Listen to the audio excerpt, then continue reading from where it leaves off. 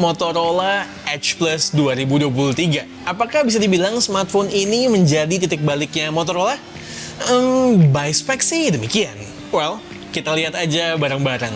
Kisi-kisinya, kalau dilihat-lihat, HP ini bisa menjadi Google Pixel Series di alternate universe. Mau tahu kenapa? Yuk, kita lihat.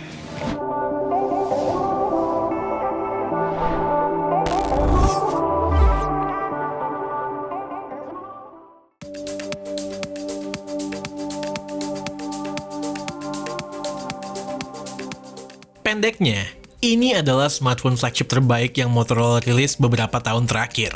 By spec, lengkap banget lah pokoknya, ala flagship. Harganya pun di US sana mulai dari $800 atau sekitar 12,5 juta. Ya kalau minat beli, cek lapaknya Gondry Store. Namun seperti biasa ya, ada bea masuk yang harus dibayar karena Gondry Store masukinnya itu bayar pajak supaya image registrasi dan anti begal. Desainnya generik, nggak ada satu hal pun yang punya sesuatu yang bisa membuat smartphone ini stand out dari HP-HP lain. Nggak jelek sih, cuman ya nggak unik aja. Belakangnya dikasih finishing matte yang super licin. Asli, hati-hati makanya ya kalau kalian nggak pakai case. Sayangnya juga dari dalam box kita nggak dikasih case. So, gue harus selalu always deg-degan. Depan belakang pakai curved glass yang diproteksi oleh Gorilla Glass Victus Plus. Kalau framenya metal. Buat gue, all in all, HP ini berasa premium. Tapi tongkrongannya ya just oke aja lah. Curve screen-nya sendiri nggak terlalu ngelengkung sih. Gue pribadi suka sama yang namanya curve screen. Al sih nggak terlalu suka. Kalau kata dia sih sering banget accidental touch-nya. Displaynya sendiri bagus, AMOLED Full HD dengan refresh rate up to 165Hz. Overkill sih refresh rate-nya. Kalau auto pun sebetulnya dia bakal switch mentok di 120Hz. 165Hz itu cuma bisa kalau kita memang set lock di segitu. Terus buat gue, default color mode-nya terlalu gonjreng, so gue prefer pakai yang mode natural aja. Untuk dapur pacunya Snapdragon 8 Gen 2. Gue rasa kalian udah paham lah ya seperti apa, udah banyak banget kita cobain. Antutunya memang kelihatan kecil ya, karena memang Moto Edge Plus ini punya RAM cuma 8GB, which artinya nggak bisa jalanin salah satu tes Antutu versi 10 yang minimal harus punya RAM di atas itu. Di 3D Mark, dia konsisten dapat stabilitas kurang lebih 80%. Dari semua game yang gue coba, minus Genshin Impact, nggak pernah ada drop frames maupun panas, even main di ruangan non-AC sekalipun.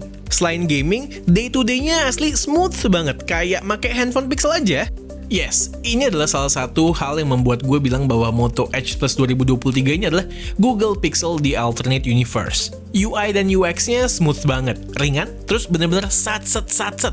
Gue merasakan vibe Pixel di sini ketika menggunakannya selama 2 minggu belakangan ini. Cuman, kenapa coba gue bilang hanya di alternate universe? Tentu karena perbandingan antara jeroan versus kamera di Moto Edge Plus dan juga Google Pixel. Google Pixel kameranya wah, namun jeroannya untuk urusan performa meh banget ya, dengan lini tensornya yang panas dan tidak efisien. Sebaliknya, Motorola jeroannya sangat mumpuni, sementara kameranya yang kurang banget. Main kameranya pakai OmniVision OV50A 50MP, ultra wide-nya pakai ISOCELL JN1, sementara tele 2X-nya 12MP, sensornya pakai IMX663. Untuk kamera selfie-nya 60MP.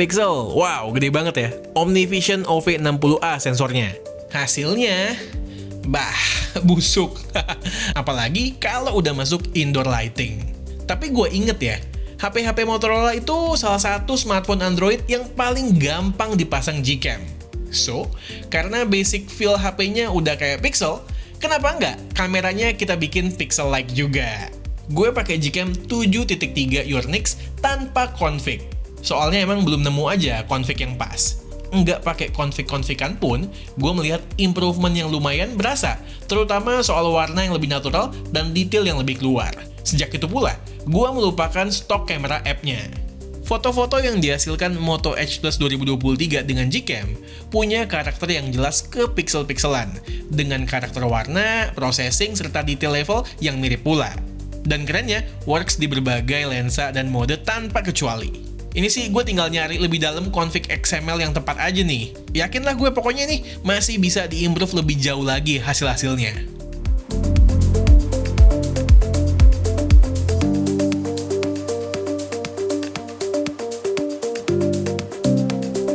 Compatibility dari Motorola Edge Plus 2023 ini dengan Gcam sangat baik ya.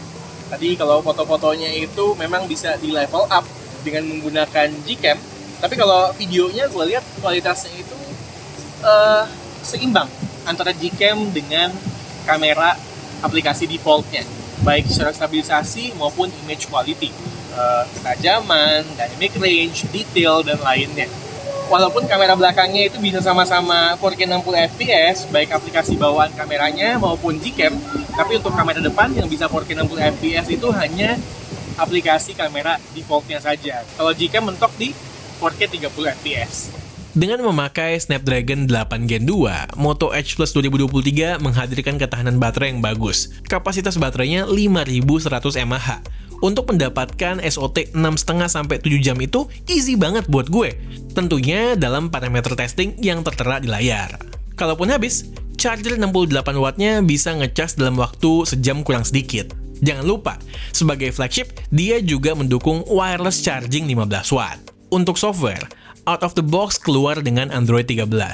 Seperti tadi gue bilang, secara software mirip banget sama Google Pixel, dengan tambahan yang menurut gue brilian. Yes, aplikasi Moto. Mungkin ide ini datang dari Lenovo sebagai parent company Motorola sekarang. Kalian tahu dong, laptop Lenovo punya satu aplikasi yang namanya Lenovo Vantage, di mana kita bisa set hal-hal yang penting serta akses fitur khas laptop Lenovo dari situ. Konsepnya mirip nih. Di aplikasi Moto, kita bisa atur customization UI seperti ganti fonts, warna accents, animasi fingerprint sensor, edge light, dan lain-lain. Kita juga bisa customize gestures yang lumayan useful, seperti quick camera access dengan gerakan rotasi pergelangan tangan, atau ngebalikin HP buat nyalain DND mode, atau gestur layar swipe to split untuk split screen dua aplikasi. Ada juga shortcuts ke beberapa settingan penting lainnya di aplikasi Moto ini. Sebenarnya, kita tetap bisa akses settingan-settingan ini semua dari settingan HP-nya sih. Cuman dengan adanya aplikasi Moto ini jadi lebih rapi dan accessible aja. Perlu nih dicontek sama brand-brand lain. Kemiripan dengan Google Pixel Series juga datang dalam bentuk komitmen update. 3 kali major OS update dan 4 tahun security update. Gue cuma bilang mirip karena Google masih lebih panjang untuk ngasih security update-nya. Hal-hal lain yang perlu diketahui tentang Moto Edge Plus 2023 ini adalah speakernya stereo, satu ngadep ke bawah, satunya ke depan nyatu dengan earpiece. Dan outputnya rada nggak balance ya, antara yang atas dan bawah. Overall kenceng, namun kualitasnya sekedar lumayan. Untuk fingerprint sensornya berada di dalam layar. Cuman posisinya rada ke bawah, jadi perlu membiasakan diri kita. Untuk rating IP ada IP68. Just info, di US sana cuma dijual satu varian yaitu 512GB UFS 4 dan RAM 8GB LPDDR5X. Nah, dia punya kembaran yang dijual di Eropa, namanya Moto Edge 40 Pro. Perbedaannya ada di size baterai yang lebih kecil, 4600 mAh, namun chargingnya lebih kenceng, 125 watt. Terus yang dijual di sana varian 12256GB-nya. Terakhir, SIM card fisiknya hanya single SIM ya, di unit Amerika ini, seperti biasa tentunya.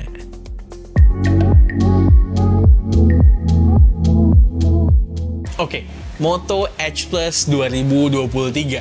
Verdiknya mirip nih dengan HTC U23 yang kita bahas kemarin itu. Ini adalah permulaan yang baik bagi Motorola kalau mereka pengen berjaya kembali di segmen flagship. Untuk next step-nya, mereka harus tetap stick ya dengan perpaduan hardware yang fully flagship seperti ini. Sedangkan yang harus diimprove di berikutnya adalah computational fotografinya. Wajib banget. Oke, sekian aja video dari gue kali ini. Gue Satish, and this is K2G. Tunggu reaction kami yang berikutnya. Bye guys!